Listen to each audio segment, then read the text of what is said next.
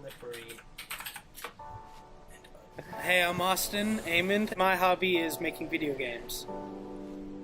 I took a little programming course at DigiPen, just like a week and a half course. It was like a fun thing, but that's where I kind of learned some of the basics of coding, and all the rest is just self-taught, just looking up tutorials and reading stuff online, and most of it is just trial and error, and just coming up with your own ways on how to do something.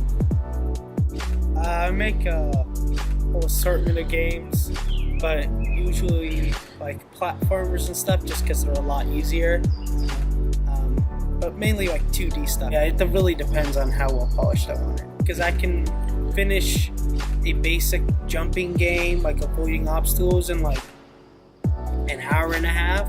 Probably the ones I'm working on right now, I've spent around 80 to 100 hours on it, and I wouldn't consider myself even done yet. So I have a long way to go, but those are definitely the longest projects I've had.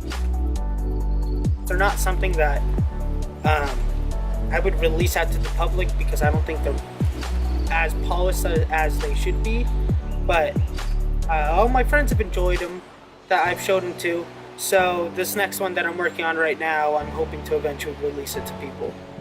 Fez was an independent game that won a bunch of awards back in the day when it first came out, and it was completely done only by one person.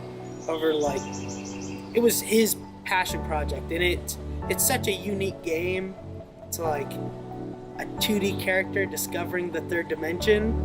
So it has that unique characteristic that you don't find in other games, and I kind of look up to that little aspect it's very unique, that's like added into something. I like really unique game mechanics like that.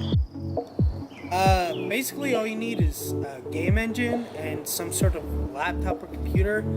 Having a stronger laptop or computer helps with the time it takes to actually render the game, but there's a lot of game engines out there like Unreal Engine and Unity, and those are really strong engines, and they're completely free, so anybody can really just download it and start. The best way to get good at making games is just to sit down and screw around with it.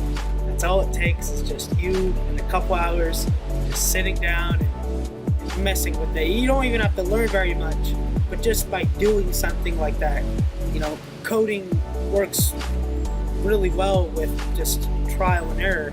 So the more you just work on something and mess it up, you're going to learn a lot and be able to solidify that knowledge.